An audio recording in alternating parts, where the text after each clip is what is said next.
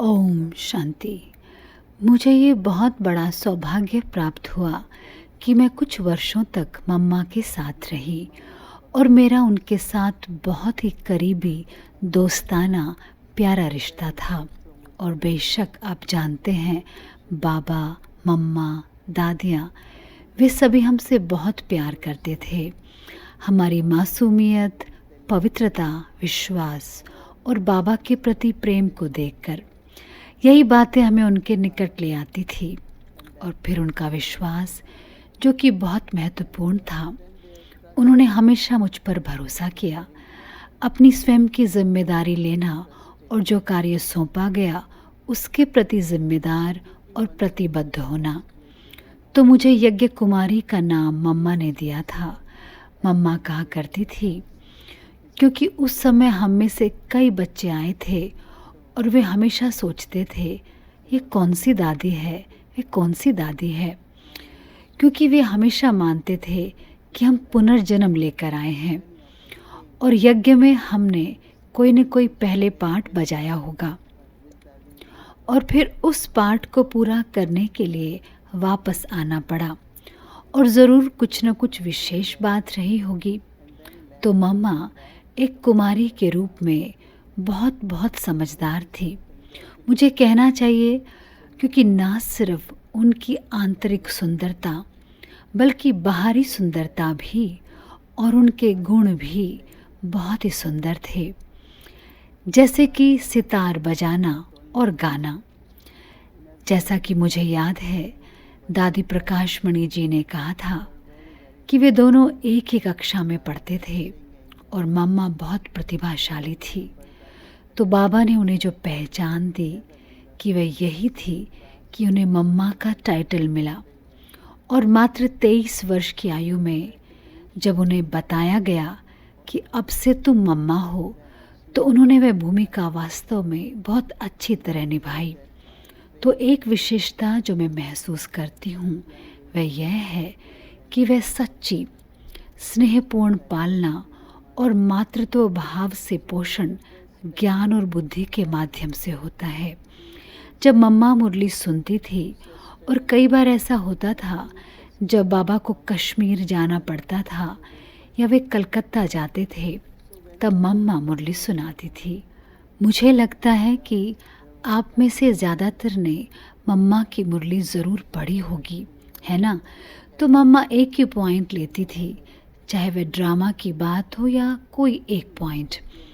तो मैं ये मानती हूँ कि हमें ज्ञान में बहुत समझदार बनाता है, वही बुद्धिमत्ता है।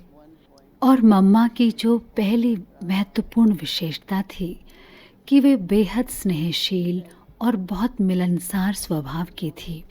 और हाँ, मम्मा में एक आकर्षण भी बहुत था। जब वे बोलती थी, चाहे पब्लिक में ही क्यों न हो, तो भी उनके शब्दों में इतना आत्मिक नशा होता था। लेकिन एक महत्वपूर्ण बात यह भी थी कि सत्य के लिए आपको निडर होना पड़ता है। इसलिए जब उनसे ओम मंडली के बारे में कोर्ट में बात करने के लिए कहा गया, तो मुझे लगता है कि आप में से ज़्यादातर ने देखा होगा कि वो कितनी बहादुर थी। उन्होंने कहा कि अगर मुझे शपथ लेनी है तो मैं गीता हाथ में लूँगी, लेकिन यह नहीं कहूँगी कि भगवान सर्वव्यापी है, कि मैं भगवान को हर जगह देख रही हूँ। और उन्होंने श्री कृष्ण का नाम भी नहीं लिया, जैसे आमतौर पर लिया जाता है। और किसी ने जज से कहा था कि उनकी आंखों में जादू है, तो जज उनकी ओर नहीं देखते। तो वे बातचीत तो कर रहे थे, लेकिन नज़र नहीं मिलाते थे। और वकील भी उन्हें बार बार याद दिलाते थे कि यह कोर्ट है। उन्होंने कहा, मुझे पता है कि मैं कोर्ट में हूँ, लेकिन इसका मतलब यह नहीं कि वह उनकी हर बात मानने के लिए तैयार हो जाए। जो वे चाहते थे, उन्होंने वही किया जो उन्हें सही लगा, और इसीलिए वह बहुत साहसी आत्मा थी। लेकिन उनकी पालना ऐसी थी कि जब भी किसी को कोई कठिनाई होती या किसी में कोई कमी होती, तो उन्हें मम्मा के पास भेजा जाता या वे स्वयं मम्मा के पास जाते और मम्मा से दिल की बात करते। लेकिन ये बहुत ही दिलचस्प था कि मम्मा बहुत मधुरता से पहले उनकी सराहना करती थी कि तुम में यह विशेषता है, तुम इसमें बहुत अच्छे हो, तुम्हारी सेवा तुम बहुत अच्छी करते हो, तुम बहुत अच्छा कर रहे हो। और अंत में मम्मा कह देती थी कि इस बात पर भी ध्यान देना, चाहे वह उनके बोलने का तरीका हो, स्वभाव हो या दबावपूर्ण व्यवहार हो, लेकिन अंत में बहुत ही कम शब्दों में बहुत प्यार से वह बात कह देती थी और वह निश्चित रूप से आत्मा में परिवर्तन ले आता था।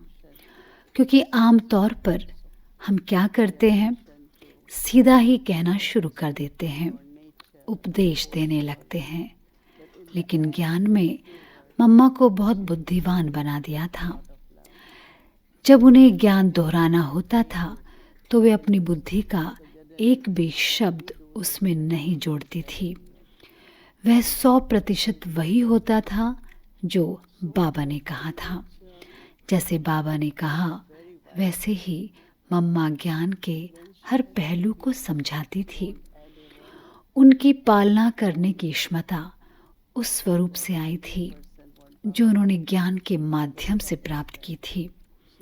तो स्वाभाविक रूप से अन्य लोग जो उम्र में उनसे बड़े थे, जैसे कि दीदी मनमोहिनी और भी बहुत से, वे सभी उनसे उम्र में बड़े थे। और मम्मा जो कि युवा थी, उन्हें मम्मा कहा गया, मम्मा का पाठ निभाने को कहा गया। बेशक जब वे आई तो शारीरिक रूप से स्वस्थ थी, लेकिन फिर वे वास्तव में मम्मा जैसी ही बन गई। और उनकी पवित्रता इतनी थी कि चाहे भाई हो या बहनें, जिस तरह से वह सभी से मिलती थी, अद्भुत पवित्रता झलकती थी।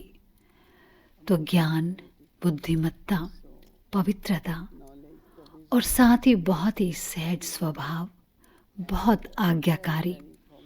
वह हमेशा कहती थी, हाँ जी बाबा, हाँ जी बाबा। उन्होंने कभी नहीं कहा कि मैं सोचूंगी या मुझे समय चाहिए। नहीं, वे तुरंत ही स्वीकार कर लेती थी। और उनका समर्पण भी 100% था। कुछ भी मेरा नहीं था, कुछ भी नहीं और कभी नहीं। मैं क्या हूँ, मैं क्या कर रही हूँ। बेशक उस समय न तो स्टूडेंट्स थे और न ही कुछ था, लेकिन मम्मा केवल सरस्वती ज्ञान की देवी ही नहीं थी, वे दुर्गा भी थी, बहुत शक्तिशाली। जो भी उनके सामने आता वे मम्मा की पवित्रता की शक्ति के प्रभाव में आ जाता। लेकिन वे लक्ष्मी भी थी। जब भी वह यात्रा पर जाती, उस समय यज्ञ को हर चीज़ की आवश्यकता होती थी, तो उस समय लक्ष्मी बन जाती, जो यज्ञ के लिए सब कुछ लाती थी। यह बहुत दिलचस्प है कि हम में से कुछ लोग महसूस करते हैं कि हम यज्ञ से ही जीवित हैं, लेकिन वह हमेशा कहती थी, मुझे यज्ञ को बनाए रखना है। तो बात यह नहीं कि हमें यज्ञ से क्या अपेक्षा है, बल्कि यह कि मैं यज्ञ के लिए क्या कर सकता हूँ या कर सकती हूँ अपने तन मन धन के माध्यम से। और अंत में मम्मा एक योगी आत्मा थी, हमेशा एक से कनेक्शन। कई बार हम मम्मा से पूछते थे कि आप किसको ज़्यादा याद करती हैं, शिव बाबा को या ब्रह्मा बाबा को। तो वे कहती थी कि मैं इन्हें अलग नहीं कर सकती, मैं तो बाप दादा को याद करती हूँ। तो यह एक तरह से वह अव्यभिचारी याद जो मम्मा के पास थी, मुझे लगता है वह भी उनकी एक बहुत बड़ी विशेषता थी। तो मुझे विश्वास है कि हम में से प्रत्येक मम्मा की कम से कम एक विशेषता को ज़रूर अपनाएगा। और इस समय हम सभी का पाठ अलग अलग है, लेकिन अधिकतर का पाठ अभी एक आध्यात्मिक मातृत्व या माँ का पाठ निभाने का है। अच्छा, ओम शांति।